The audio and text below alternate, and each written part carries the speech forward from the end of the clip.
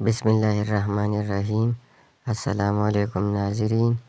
سلطان صلاح الدین ایوبی کا ایک قول بہت مشہور ہے جو اپنے اندر بہت سے معنی سموئے ہوئے ہے۔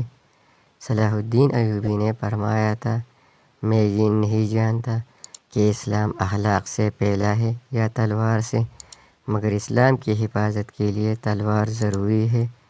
صلاح الدین ایوبی سے کہا گیا کہ آپ بڑی لمبی مسافت سے تشریف لائے ہیں، پہلے آرام کر لے، تو صلاح الدین ایوبی نے تاریخی الفاظ کہے، میرے سر پر جو دستار رکھ دی گئی ہے میں اس کے اہل نہیں تھا، اس دستار کا حق نبھانے کی خاطر میں نے اپنا آرام اور اپنی نیند کو ختم کر دیا۔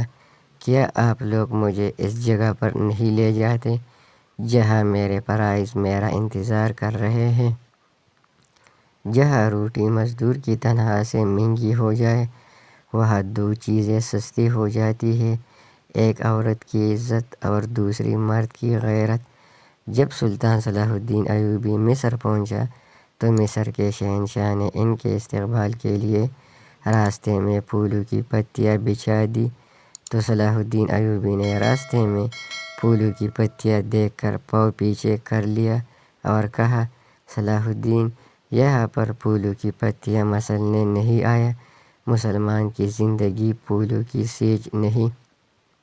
کیا تم جانتے نہیں ہو صلیبی سلطنت اسلامیہ کو بے دردی سے کاٹ رہے ہیں، صرف وہ اس لیے کہ ہم نے پھولوں کی پتیوں پر چلنا شروع کر دیا ہے۔ ہم نے اپنی ہی بچیوں کو بے پردہ کر کے عصمتیں رون ڈالی ہے۔